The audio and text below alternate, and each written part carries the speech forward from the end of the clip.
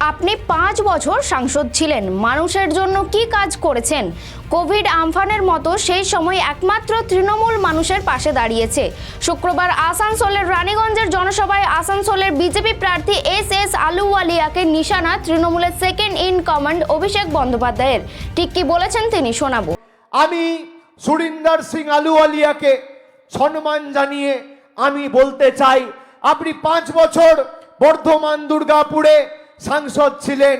আপনি যদি দেখাতে পারেন যে বর্ধমান দুর্গাপুর লোকসভা কেন্দ্রের 2000টা বুথের মধ্যে 5 বছরে আপনি একটা কেন্দ্র সরকারের বৈঠক করে 10টা মানুষের জন্য বাড়তি 10 পয়সা কেন্দ্র থেকে এনেছেন, আমি তৃণমূলের হয়ে মানুষের কাছে ভোট চাইতে যাব না।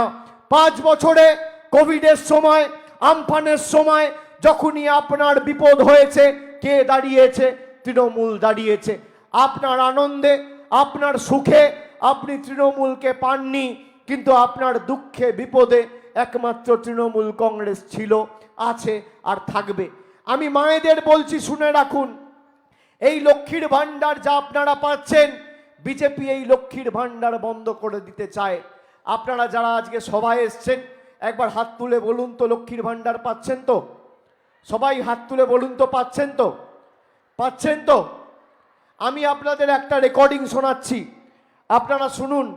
বিজেপির কুচবিহারের একজন নেত্রী 15 দিন আগে তিনি সভা থেকে রাজ্য নেতৃত্বকে বসিয়ে বলেছে যে বিজেপি যদি বাংলায় ভালো ফল করে তাহলে 3 মাসের মধ্যে লক্ষ্মীর ভাণ্ডার বন্ধ হয়ে যাবে।